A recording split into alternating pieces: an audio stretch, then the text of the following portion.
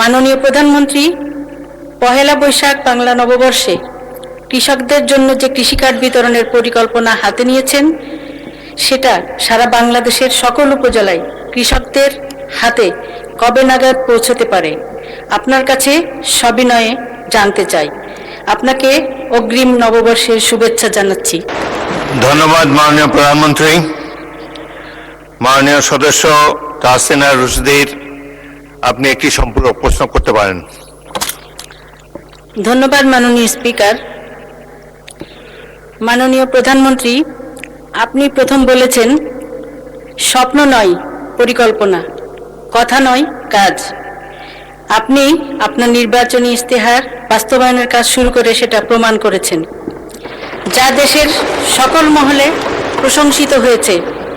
মাননীয় প্রধানমন্ত্রী পহেলা বৈশাখ বাংলা নববর্ষে কৃষকদের জন্য যে কৃষি কার্ড বিতরণের পরিকল্পনা হাতে নিয়েছেন, সেটা সারা বাংলাদেশের সকল উপজেলায় কৃষকদের হাতে কবে নাগাদ পৌঁছতে পারে আপনার কাছে সবিনয়ে জানতে চাই। আপনাকে অগ্রিম নববর্ষের শুভেচ্ছা জানাচ্ছি। ধন্যবাদ মাননীয় স্পিকার। মাননীয় প্রধানমন্ত্রী। মাননীয় সংসদ সদস্য, আপনাকে ধন্যবাদ আপনার প্রশ্নের জন্য। আমরা যে কৃষক কার্ডটি ইনশাল্লাহ আগামী 14 তারিখে পয়লা বৈশাখের দিন চালু করতে যাচ্ছি,